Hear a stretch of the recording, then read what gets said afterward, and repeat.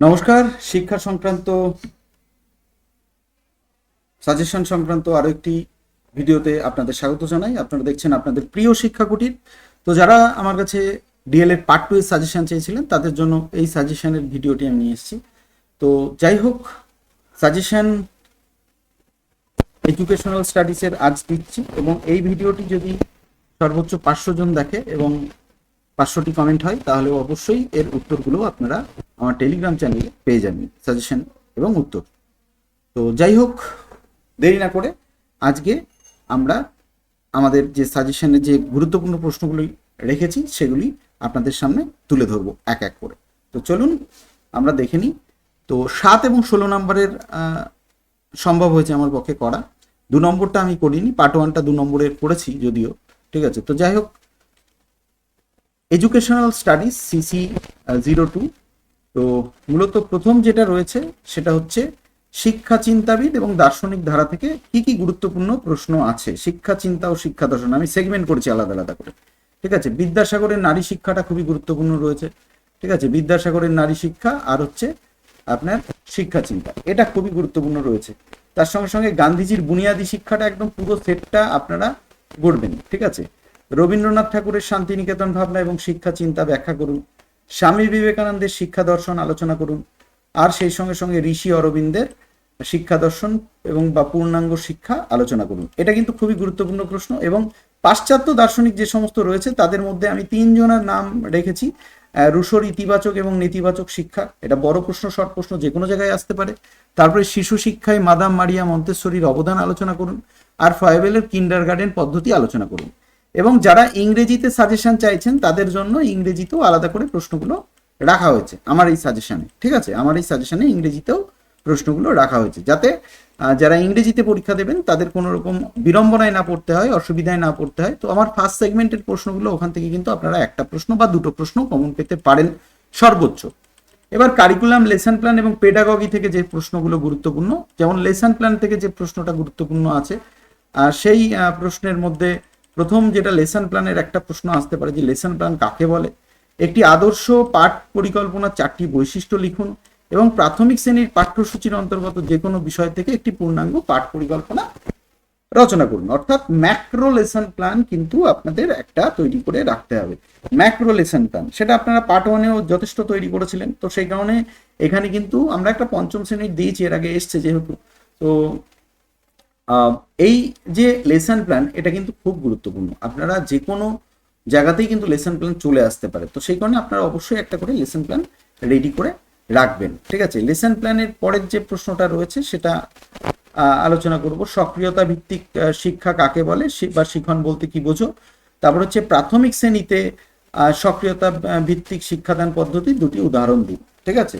Activity based learning যেটা রয়েছে, ঠিক আছে, তো সেটা কি আর হচ্ছে এক্সাম্পল দিতে হবে, ঠিক আছে, এক্সাম্পল দিতে হবে।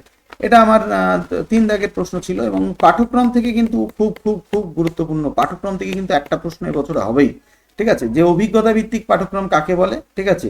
উদাহরণ সহ বিভিন্ন পাঠ্যক্রম এবং পাঠ্যক্রম গঠনের নিয়ন্ত্রক সমূহ, এখানে মূলত 2টি প্রশ্ন রয়েছে। যে সমন্বিত পাঠ্যক্রমটা আমি জোর দিতে বলেছি।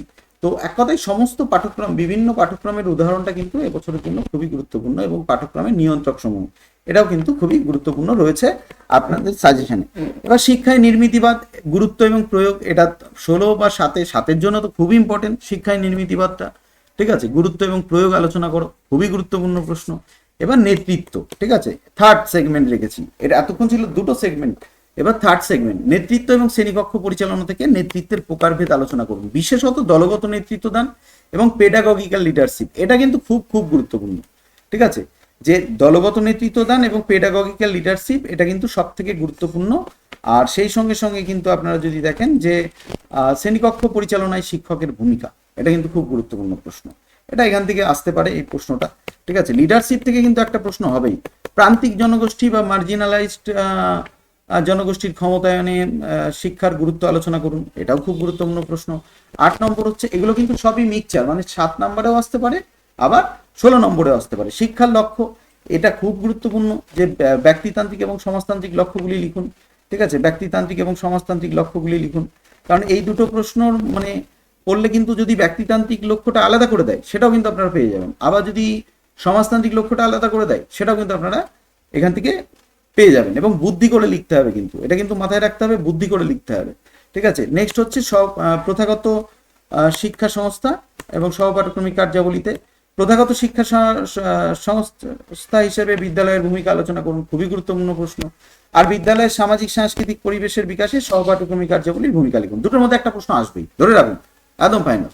ঠিক আছে, ধরে রাখুন, এটা কিন্তু আসবেই। তারপর হচ্ছে ডেলর্স কমিশনের 4টি স্তম্ভ।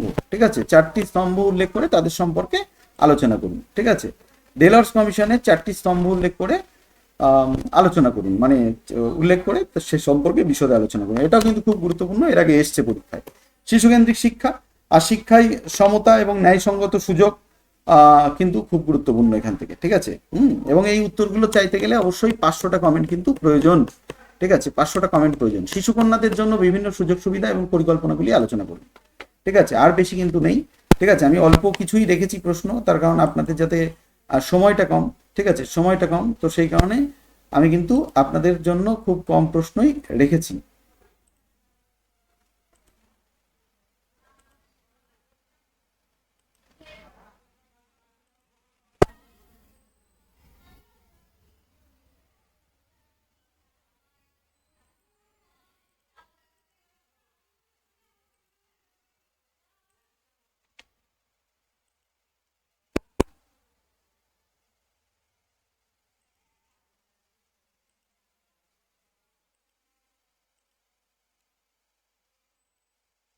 খুব কম প্রশ্নই রেখেছি, তার কারণ আগেই তো বলে দিলাম। ঠিক আছে, যে কি কারণে রাখলাম। তো আশা করি সবগুলো দেখা গিয়েছে। আর যদি দেখা নাও গিয়ে থাকে, আমি আরেকবার আমার টেলিগ্রাম চ্যানেল যেটা রয়েছে সেখানে আপনারা কিন্তু এই সাজেশনগুলি পেয়ে যাবেন। ঠিক আছে, টেলিগ্রাম চ্যানেলে আমার এই সাজেশনগুলি আপনারা পেয়ে যাবেন। তো শিশুকন্যাদের জন্য সুযোগ সুবিধা এটা রয়েছে, এবং লাস্ট রয়েছে সর্বশিক্ষা অভিযানের সাফল্য ব্যাখ্যা করুন। লাস্ট যেটা রয়েছে সেটা হচ্ছে সর্বশিক্ষা অভিযানের সাফল্য ব্যাখ্যা করুন। মোট 13টি প্রশ্ন কিন্তু আমি রেখেছি, আর 13টি প্রশ্নই রয়েছে। ঠিক আছে, 13টি প্রশ্নই আমি রেখেছি। এখানে আমার টেলিগ্রামের লিঙ্ক দেওয়া আছে, টেলিগ্রামের লিঙ্কে আপনারা জয়েন করে নিতে পারেন। আর যেটা ডিএলএডএস একদম লেটেস্ট স্ক্যানার, যারা বাইরে থেকে পরীক্ষা দেবেন তারা ওই বইটা অবশ্যই সংগ্রহ করবেন, যেটা ডেসক্রিপশন বক্সে দেওয়া আছে। ঠিক আছে, যেটা ডেসক্রিপশন বক্সে দেওয়া আছে। তো পরবর্তী সাজেশন 500টি হলে অবশ্যই আপলোড করে দেবো। ভালো থাকুন।